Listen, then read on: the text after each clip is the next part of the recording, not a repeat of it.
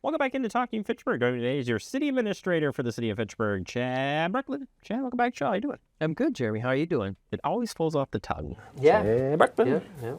You'd have made a good baseball player, some for good introduction piece, but maybe your kids have a good introduction that way with their names. Hard to say. It's all right. Yeah. All right. We're not here to talk about Brooklyn. We're here to talk about stuff that are going on in the city of Fitchburg. And we got some key projects going on right now. So we're going to start in just with an update on a possible referendum this week. Results from the community survey that went out a little bit earlier this year will be in and be presented at Committee of the Whole. Tell us what's going on. Yeah, so as you have mentioned, there was the community survey that went out probably about early March, if I recall correctly, late February. Sent to 15,000 residential addresses here in the city of Fitchburg, and we're eagerly awaiting to hear the results of those responses. The consulting firm, Community Perceptions, who has had a business, I think they've been in business for over 20 years or approximately 20 years. They specialize in surveying communities as well as school districts, and they help develop the survey based upon their experience and expertise.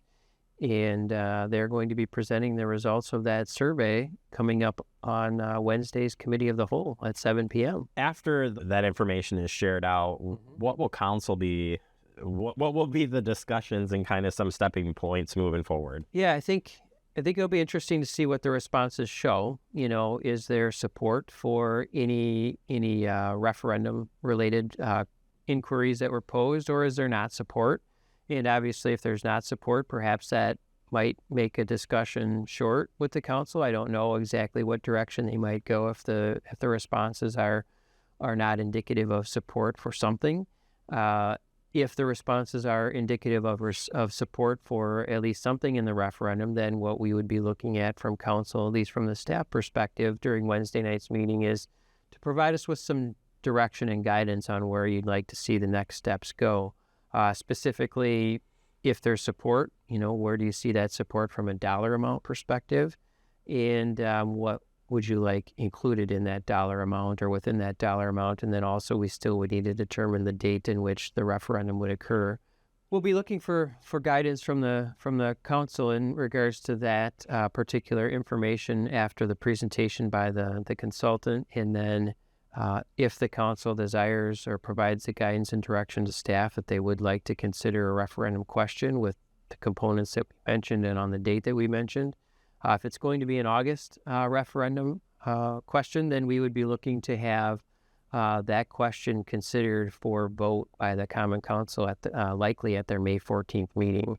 There's timelines that we would have to meet in order to make sure that question was on the ballot in the statutorily required amount of time. And in order to meet that for an August referendum, we would need a decision from the council in the month of May. If people are just wanting to learn a little bit more, certainly our website's got that laid out there, but I just would like to point people from your perspective of if you wanted to gain some knowledge or understanding of what's going on here, or just review it as we come up to this meeting on Wednesday. How can they do that? Yeah, the website has information on there already. There is what's considered to be an options assessment document that's been completed that outlines kind of the need as to how we got to this point regarding a referendum, identifying what the staffing and other needs are, things we've been talking about, generally speaking, in the survey and the referendum as a whole, have been both public safety and non-public safety staffing increases, operating costs associated with the proposed new police services facility, and then enhancements to our transit system that's provided by Madison Metro. So website, again, it's good information. And then, of course, anyone who's interested in just learning more about what the results of the survey are, I would encourage them to tune into the Committee of the Whole meeting on Wednesday, obviously utilizing Fact TV and the available platforms that they may find Fact TV on. I think what that would be Roku, Apple, and the website, probably Fire TV as well. I may have Amazon Fire. Well, slow down here. Now you're getting ahead of yourself. Oh my goodness.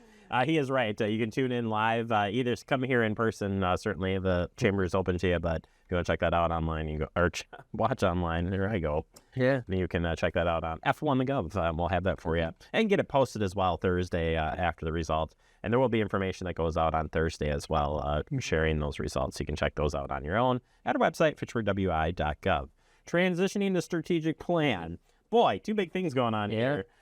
We talked a little bit about this last time, but what should folks know about the strategic plan and what's coming up?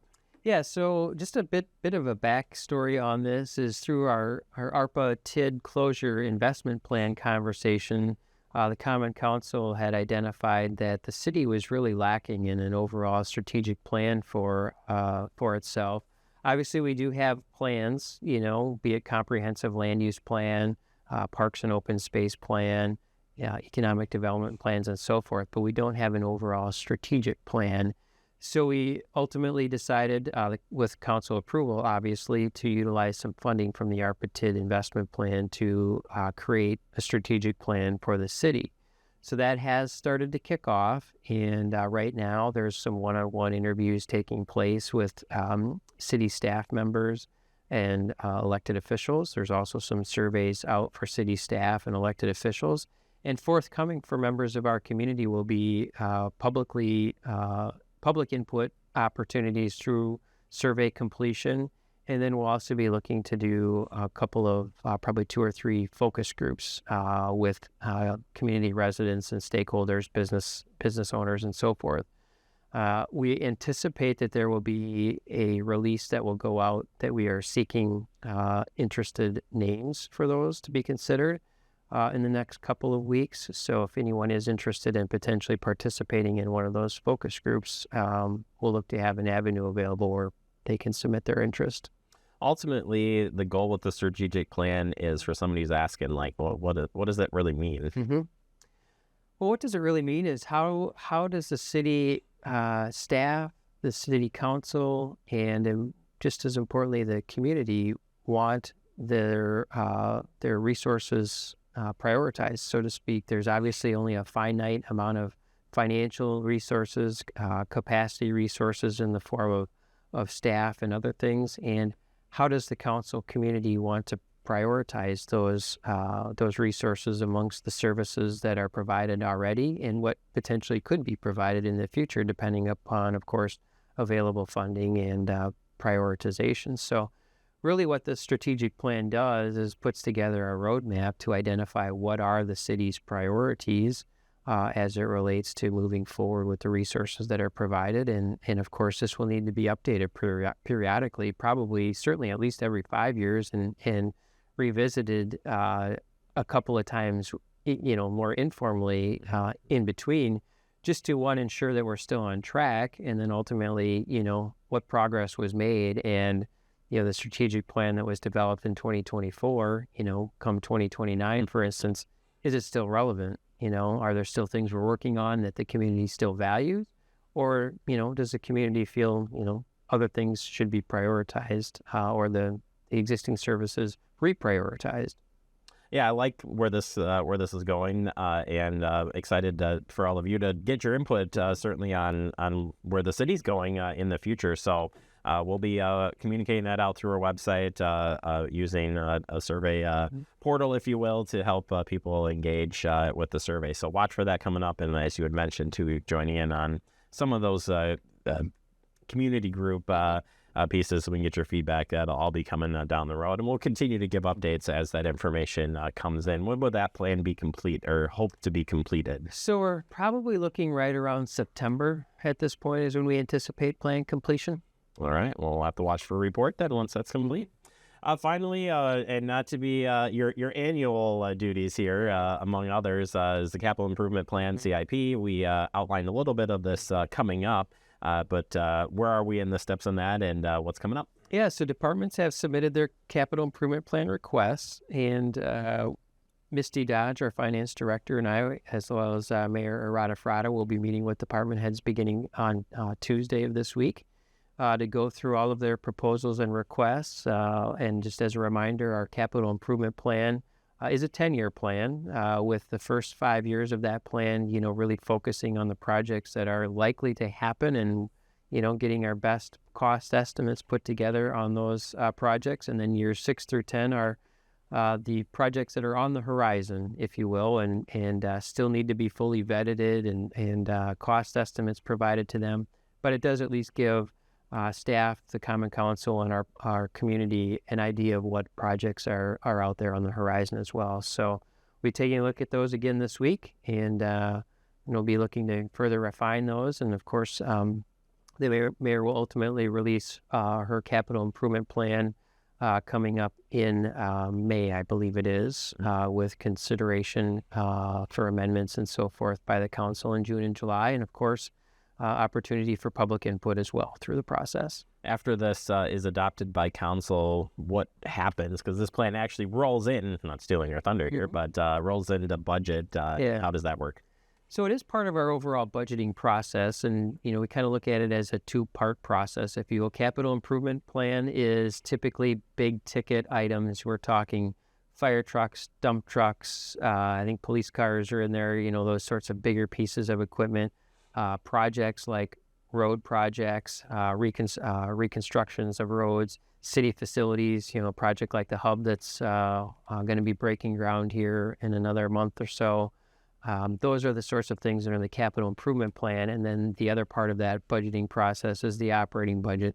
That's the day-to-day operational costs. That's salaries and other personnel-related expenses. That's, the gasoline, the maintenance to operate equipment, supplies, and those sorts of things that fall into the operating budget. So CIP gets approved typically in July, and then we're already into the operating budget process at that point in time. And, we'll be talking about operating budget, I'm sure, late summer, early fall. I'm going to try not to screw this up. I'm going to say there's 2 seasons in Wisconsin, right? Winter and construction. Yeah. In the government, there's 2 seasons, CIP and budget. More or less. It seems as though for the number of years I've been here that there aren't too many months where there's not some measure of budget planning taking place for the next year, whether it's either the capital improvement plan or the operating budget. So I think pretty much seems like maybe December and January is about the only months where we're not doing any active work on a budget. Although as staff, you're starting to think about it like it's coming, and you're like, okay, yeah. But no, all in fun here. Great information there. Excuse me, those plans will be released here real soon when the mayor's proposed comes out, and you will have opportunities to comment on it. Well, that's a lot of information. Yeah. My goodness. Lots happening in the city. Those are just the big ticket items, so to speak. And there's, still a lot happening just to provide the services that we provide on the day-to-day operational side. Certainly is. Well, we appreciate the time, and we'll check back in with you real soon on all of these great projects. Thanks, Jeremy. Thank you.